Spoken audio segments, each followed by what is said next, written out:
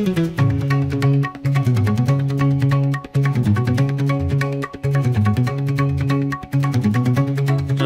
Viewers அனைவருக்கும் வணக்கம். நீங்கள் இன்னும் நம்ம சேனலை சப்ஸ்கிரைப் பண்ணலன்னா இப்போவே சப்ஸ்கிரைப் பண்ணிக்கோங்க. பக்கத்தில் இருக்கிற பெல் பட்டனையும் ப்ரெஸ் பண்ணி ஆல்னு செட் பண்ணி வச்சுக்கோங்க. அப்போ தான் நான் போட போகிற ஒரு வீடியோ உங்களால் ஈஸியாக பார்க்க முடியும். இந்த வீடியோவில் நம்ம என்ன பார்க்க போகிறோம் அப்படின்னு பார்த்திங்கன்னா, மீன ராசிக்காரர்களுக்கு ஜூலை மாதம் எப்படி இருக்கும் அப்படின்றத பற்றி நம்ம இந்த வீடியோவில் பார்க்க போகிறோம். ஜூலை மாதம் பொறுத்த வரைக்கும் பார்த்திங்கன்னா ஒரு நல்ல மாதம் அப்படின்னு சொல்லலாம். மீனராசிக்காரர்களை பொறுத்த வரைக்கும் ஜென்ரலாக இப்போ டைம் பெரிய நல்ல டைம் கிடையாது அப்படின்றது நான் ஆல்ரெடி போன வீடியோவில் நான் சொல்லியிருக்கிறேன்.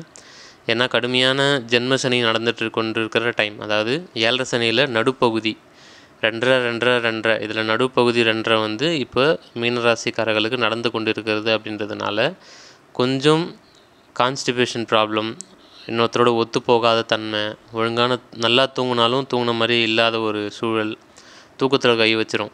ஓகேங்களா? ஸோ இந்த மாதிரி கொஞ்சம் மன உளைச்சல், வீட்டில் இருக்கிறவங்களோட ஒத்து போகாத நிலைமை, உங்களை யாரும் மதிக்காத தன்மை, மதிக்காத நிலைமை, நல்லா மதிச்சிட்ருப்பாங்க, நல்லா பேசிகிட்டு இருப்பாங்க. கடந்த இந்த வருஷம் ஆரம்பித்ததுலேருந்து, முக்கியமாக ஏப்ரல் மாதத்துலேருந்து பெருசாக உங்களை யாருமே கண்டுக்காமல் இருக்கிற மாதிரி இருக்கும். மதிக்க மாட்டாங்க. நீங்கள் நல்லா தான் நீங்கள் அப்படியே தான் இருப்பீங்க, ஆனால் அவங்க எல்லாமே மாறி போயிருப்பாங்க. ஸோ இந்த மாதிரிலாம் இருக்குது. ஸோ இது எல்லாமே நான் ஆல்ரெடி போன வீடியோவில் நான் சொல்லியிருந்தேன். ஸோ அதில் மோசமான காலகட்டத்திலையும் ஒரு நல்ல காலகட்டமாக இந்த ஜூலை மாதம் உங்களுக்கு நிச்சயமாக இருக்கும். எப்படி அப்படின்னு நம்ம பார்க்கும்போது, ஏன்னா இந்த ஜூலை மாதம் கோச்சார ரீதியாக உங்களுக்கு கொஞ்சம் சப்போர்ட்டிவாக இருக்குது. ஓகேங்களா? அதாவது உங்கள் ராசி அதிபதி குரு பகவான் 4ஆம் இடத்திலிருந்து உங்கள் 10ஆம் இடத்தை வலுப்படுத்து, 8, 10, 12 இந்த 3 இடங்களை பார்த்து வலுப்படுத்துகிறது. அப்படின்றதுனால வெளிநாடு வெளி மாநிலம் செல்ல ட்ரை பண்ணுறவங்களுக்கு ஒரு நல்ல ஒரு மாதம். அதே மாதிரி வெளிநாட்டில் பிஆர் வாங்கணும்னு நினைக்கிறவங்களுக்கும் இது ஒரு சப்போர்ட்டிவான மாதமாக இருக்கும். அதே மாதிரி பார்த்திங்கன்னா 3ஆம் இடத்தில் சுக்கிரன் ஆட்சி, அதாவது 8ஆம் அதிபதி 8ஆம் இடத்துக்கு 8ஆம் இடமாகிய உங்கள் ராசிக்கு 3ஆம் இடம், அந்த இடத்துல இருக்கிறது பார்த்திங்கன்னா 8ஆம் இடத்தோட வலுவை குறைக்கும். ஓகேங்களா? 8ஆம் இடத்தோட வலு குறையுது அப்படின்னா என்ன ஆகும் அப்படின்னா, உங்களுக்கு பார்த்திங்கன்னா இந்த வீண் அலைச்சல்கள் குறையும். வீண் அலைச்சல்கள் குறையும், திடீர் அவமானங்கள் குறையும், திடீர் பண இழப்புகள் குறையும். ஓகேங்களா? இது எல்லாமே இந்த ஜூலை மாதத்தை பொறுத்த வரைக்கும் குறையும். அதாவது உங்கள் எதிரி, உங்கள் 6ஆம் இடமும் 8ஆம் இடமும் பார்த்திங்கன்னா உங்கள் ராசிக்கு எதிரி. எந்த ராசியாக இருந்தாலும் அதுதான். உங்கள் லக்னமாக இருந்த ஜனனகால ஜாதகத்தில் உங்கள் லக்னத்துக்கு 6, 8ம் பார்த்திங்கன்னா உங்களுக்கு ஆகாத விஷயங்கள். ஸோ 6, 8 வலுத்துது அப்படின்னாவே யானை தன் தரையில் மண்ணவாரி போட்டுக்கிற மாதிரி நீங்களே உங்கள் பிரச்சனைகளை தேடி சென்று உங்களுக்கு நீங்களே சொந்த செலவில் சூனியம் வைத்துக்கொள்ளிய நிகழ்வுகள் நடக்கும் 6, 8 வலுத்துதுன்னா. ஆனால் ஜனனகால ஜாதகத்தில் அப்படி நடக்கும். கோச்சாரத்துலேயே பார்த்திங்கன்னா இந்த வாட்டி ஜூலை மாதம் பொறுத்த வரைக்கும் 6, 8 வலுக்கலை. ஓகேங்களா? 8ஆம் அதிபதி சுக்கிரனாகி சுபகிரகமாகி, அவர் மீனராசிக்கு 8ஆம் அதிபதி சுக்கிரனாகி, அவர் 8க்கு 8ஆம் இடமாகிய உங்கள் ராசிக்கு 3ஆம் இடத்துல ஆட்சி பெற்று அமர்றது ஒரு 8ஆம் இட பலவீனம். அது நல்ல விஷயம். ப்ளஸ் 3ஆம் இடத்துல சுக்கிரன் ஜென்ரலாகவே ஒரு பலவீனம் அடையக்கூடிய ஒரு சூழ்நிலை. சுக்கிரன் 3ஆம் இடத்துல பலவீனம் அடைவார். அவர் அஷ்டமாதிபதியாக இருக்கிறதுனால அஷ்டமாதிபதி பலவீனம் அடைகிறது உங்களுக்கு நல்லது தானே.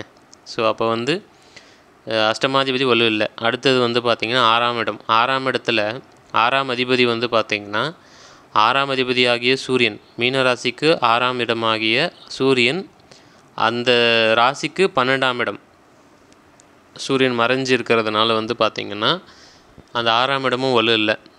அதாவது அது மட்டும் இல்லாமல் 6ஆம் இடத்துல செவ்வாய் கேது அப்படின்ற 2 பாவகரங்கள் இருக்கிறது அப்படின்றது ஒரு நல்ல விஷயம்.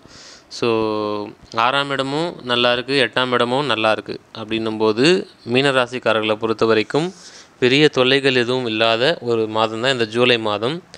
அதுலேயும் முக்கியமாக பார்த்திங்கன்னா உங்களுக்கு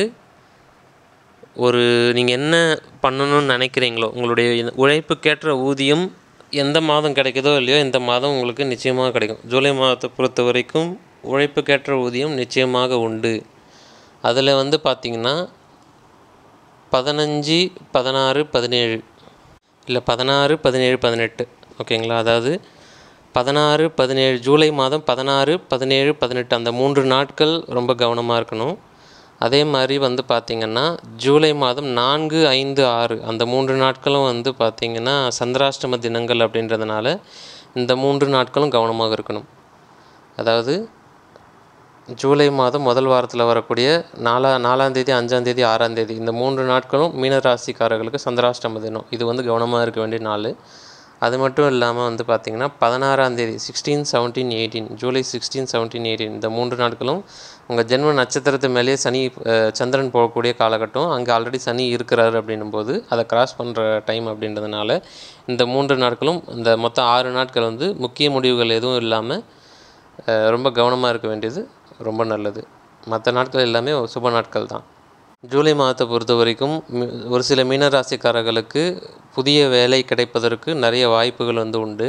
அதே மாதிரி ஆல்ரெடி நீங்கள் வேலை பார்க்குறீங்க அப்படின்னாலும் அங்கே வந்து கொஞ்சம் சப்போர்ட்டிவான ஆட்களை நீங்கள் மீட் பண்ணுவீங்க. அதே மாதிரி உங்களுக்கு ப்ரொமோஷன் கிடைக்கிறதுக்கான வாய்ப்புகள் ரொம்ப அதிகம். ஒரு சில பேருக்கு வந்து ப்ரொமோஷன் கொடுத்து வேறு இடத்துக்கு மாற்ற முடியும், மாறுவாங்க. ஒரு சில பேர் மாறுவாங்க. அதை நீங்கள் மாறி தான் ஆகணும், வேறு வழியும் கிடையாது. ஸோ அது மாறி தான் உங்களுக்கு ஒரு சில விஷயங்களை வந்து இந்த உலகம் வந்து புரிய வைக்கும். ஸோ அதையும் நீங்கள் ஏற்றுக்கின்னு தான் ஆகணும். மாறமாட்டேன்னு உக்காந்தாலும் மாற்றி விட்டுரும். எது எப்படி இருந்தாலும் ஜூலை மாதத்தை பொறுத்த வரைக்கும் மீனராசிக்காரர்களுக்கு 5ஆம் இடம் ரொம்ப நல்லா இருக்குது, 9ஆம் இடமும் நல்லா இருக்குது.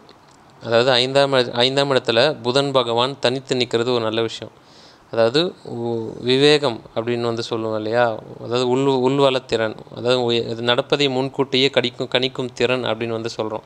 ஸோ இந்த மாதிரி விஷயங்கள் எல்லாமே உங்கள் ஜூலை மாதத்தில் உங்கள் மீனராசிக்காரர் நீங்கள் வந்து ரொம்ப ஈஸியாக வந்து வெளிப்படும். முன்னாடியே கண்டுபிடிச்சிருவீங்க, இது நமக்கு வந்து பிரச்சனை, இது வந்து நமக்கு நல்லது பண்ணுது அப்படின்னு சொல்லிட்டு உங்களுக்கு முன்னாடியே சொல்லியும் கொடுத்துரும் இந்த மாதத்தை பொறுத்த வரைக்கும். அதே மாதிரி 9ஆம் இடம் நல்லா இருந்துச்சுன்னா எவ்வளோ பெரிய பிரச்சனை வந்தாலும் தப்பிச்சிருவாங்க.